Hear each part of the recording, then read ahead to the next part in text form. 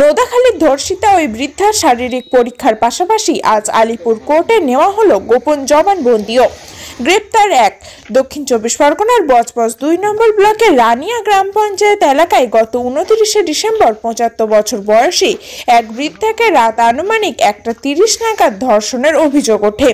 ওই বৃদ্ধা বাড়ির কিছুটা দূরের পরিবারের গড়ে তোলা একটি কালী মন্দিরে পূজা পাঠের পাশাপাশি প্রায়শই মন্দির সংলগ্ন ঘরে রাতে একাই থাকত। পরিবারের দাবি, ওই দিন রাতে এক দুষ্কৃতী ওই বৃদ্ধার ঘরে ঢুকে তাকে বলপূর্বক ধর্ষণ সহ তাকে মারধরও করে। এমনকি যাওয়ার সময় কিছু গহনাও দুষ্কৃতী নিয়ে যায় বলে পরিবারের অভিযোগ। ঘটনার পর বৃদ্ধার চেঁচামেচিতে তার প্রতিবেশী এক আত্মীয় প্রথম রক্তাক্ত অবস্থায় বৃদ্ধাকে দেখতে পেয়ে বৃদ্ধার বাড়িতে খবর দিলে পরিবারের লোকজন ওই বৃদ্ধাকে মুচিসার গ্রামীণ হাসপাতালে নিয়ে গেলে তাকে অন্যত্র স্থানান্তরিত করার পরামর্শ দেন। মা ছিল, মাকে এবার কি করেছে, রাত্রিবেলা কি একজন এসে দূর খোলো করেছে। মা একটু কানে কম শুনে, মা ভেবেছে হয়তো ছেলেরা এসছে রাত্রে, সেই হিসেবে দৌড় খুলতে ওনার নাকি মুখটা টিপে ধরে মুখে তাদের যে এই কাজ করেছে তার মুখ বাঁধা ছিল, লুঙ্গি পরেছিল লম্বা করে, এসে মুখ টিপে ধরে মাকে মারধর করে বলছে এখানে কি টাকা পয়সা আছে। তার মানে এখানে যে মন্দিরটা হচ্ছে তো মনে করছে ওনার কাছে টাকা পয়সা আছে। হ্যাঁ, ধর্ষণ হয়েছিল। আমরা গিয়ে মুচিসায় যে ম্যাডাম ছিল তাকে গিয়ে বলেছি যে এরকম এই ব্যাপার আমার মা বলেছে। আর যে বলছি বলে এখানে তো এই চিকিৎসা হয় না, এটা অন্য জায়গা হয়, সেই কোথায় বললো ভাঙড়ে এইসবে দূরেতে নিয়ে যেতে হবে সব টেস্টে। আর তারপরে তোমার মার বয়স হয়ে গেছে, তুমি তো কাউকে ধরতে পারো না। না, আমি কাউকে ধরতে পারি না। একজনই ছিল বললেন? হ্যাঁ, একজনই ছিল। এবারে রাস্তার উপরে কেউ ছিল কি আমরা সেটা মা বলতে পারে না। ধর্ষণ কি একজনই করেছে না এবারে একজন করেছে কি দুজন করে, মাকে সব আমি বলতে পারি না। মা খালি বলছে একজন এসে আমাকে এইরকম এই করেছে বাড়ির বউদের কাছে আমাদের কাছে। তা আমি এসে যখন দেখলাম মা তখন পায়ের এই ধার দিয়ে বেডিং পুরো পড়ছে। তারপর মা কোথায়? মা এখন আলিপুরে নিয়ে গেছে মাকে পুলিশ। হ্যাঁ, পুলিশের লোকেরা ওরা সবকিছু করছে, ওরা ধরার জন্য করছে, ওরাই সবকিছু চেক আপ করাচ্ছে, নিয়ে গেছে। পুলিশ নিজেই বললো যে তোমার যে মার বয়স, এটা অল্প বয়সী কোনো মেয়ে হলে তাহলে ধরতে পারলে তাহলে এইসব চেক আপ গুলো করলে ভালো হতো।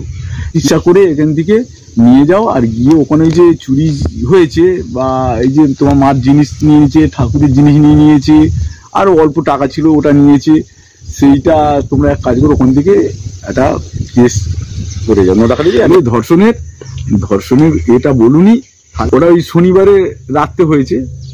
আমরা চাই দোষীকে ধরাও, দোষী সাজা দেওয়া হোক, আমরা এটাই চাই, আমরা বিচার চাই।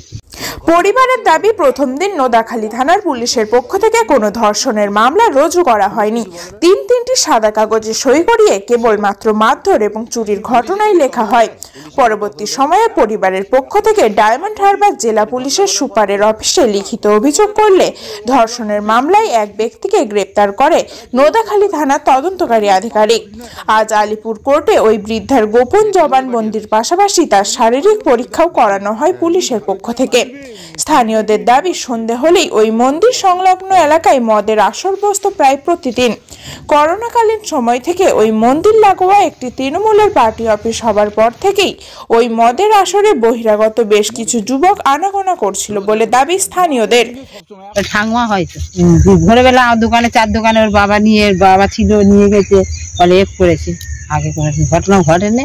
কিন্তু মদ এই আস্তায় বাগান ফাগান তারাও উল্টো গাড়ির লোক সাক্ষী দিয়েছে পুলিশদের যে আস্তে ভিতরে মদ দেখা।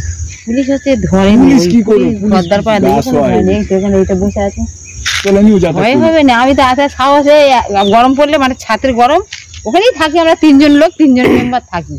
আচ্ছা, গরমকালে মানে আমি একলা 11টা 12টা আসতাম, কিন্তু এখন আসতে গেলে ভয় লাগছে।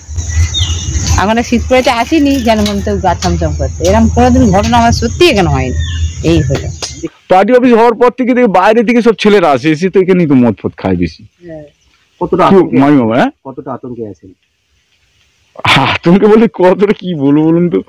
আতঙ্কে বলতে কি, আমরা আগে এখানে এত মদ ফদ খেত না কেউ, এত রাস্তাঘাটে কেউ খেত না কেউ। মহিমা যবে থেকে এইটা হয়েছে তবে থেকে মদ খাওয়া, তবে থেকে বাইরের ছেলেরা আসছে তো, আর এদের আসছে।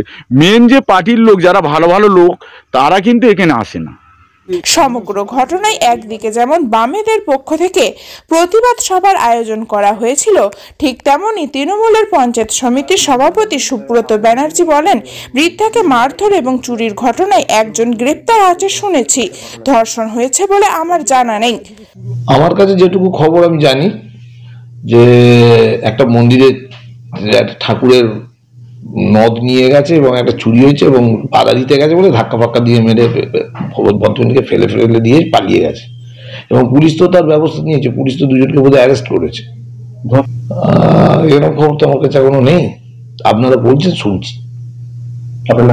বুচান ব্যানার্জি, সভাপতি বজবস্তু। খবর 7 দিন, ব্যুরো রিপোর্ট। রাত্রিবেলা আজ যেতে পারেন, রাত 10টা বেলা এমনই তাজা ও গুরুত্বপূর্ণ খবর পেতে খবর 7 দিন চ্যানেলটি সাবস্ক্রাইব করুন এবং নোটিফিকেশন পেতে বেল আইকনটি টিপুন।